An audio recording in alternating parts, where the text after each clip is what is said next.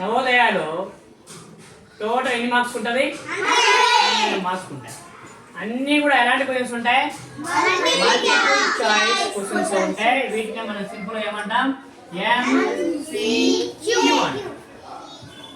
మనకు ఇచ్చేటువంటి 4 multiple choice questions లో ఆన్సర్ ఏదైతే ఉంటుందో దాన్ని ఏం చేయాలా?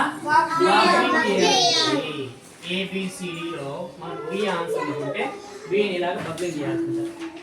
టోటల్ నవోదయాలు మనకి ఎన్ని పార్ట్స్ ఉంటాయి? 3 పార్ట్స్ క్వశ్చన్ పేపర్ అని ఉంటాయి. 3 పార్ట్స్ లో ఫస్ట్ పార్ట్ వచ్చేసి మెంటల్ అబిలిటీ. ఫస్ట్ పార్ట్ ఏమి? దీన్ని మనం సింపుల్ గా ఏమంటాం? ఈ మెంటల్ అబిలిటీ ఎన్ని క్వశ్చన్స్ ఉంటాయి? 40 క్వశ్చన్స్ ఉంటాయి. ఒక్కొక్క దానికి ఎన్ని మార్క్స్? 1.25. పార్ట్ 1 అంతా కలిపి ఎన్ని మార్క్స్ ఉంటుంది? పార్ట్ 2 లో ఏముంటాయి? అర్థమెటిక్ అంటే ఇది ఏందో కాదు, ఏంటది? మ్యాథ్స్ లో మనకు ఎన్ని క్వశ్చన్స్ ఉంటాయి? 20 క్వశ్చన్స్ ఉంటాయి. ఒక్కొక్కదానికి మార్క్స్ ఎన్ని? 1.25. ఇలాగా టోటల్ ఎన్ని మార్క్స్ ఉంటుంది? మ్యాథ్స్ 25 మార్క్స్ ఉంటాయి. అట్లాగే పార్ట్ 3 వచ్చేసి లాంగ్వేజెస్ ఉంటుంది. ఈ లాంగ్వేజెస్ లో మనం ఇంగ్లీష్ మీడియం పెట్టినట్లయితే ఇంగ్లీష్ లో ప్యాసేజ్ వస్తాయి.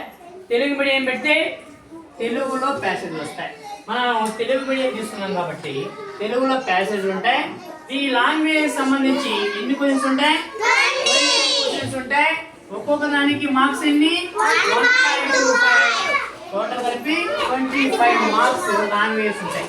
అంటే mental ability 50 marks, arithmetic 25 marks, language 25 marks. Total మనకు క్వశ్చన్స్ వచ్చేసి 40, 60, 80 క్వశ్చన్స్. ఒక్కొక్క దానికి 1.25 మార్క్స్. టోటల్ ఎన్ని మార్క్స్ కి? ఎగ్జామ్ అనేది ఉంటుంది. ఇది నవోదయ ఎగ్జామ్ ప్యాటర్న్ గురించి ఎక్స్ప్లెనేషన్.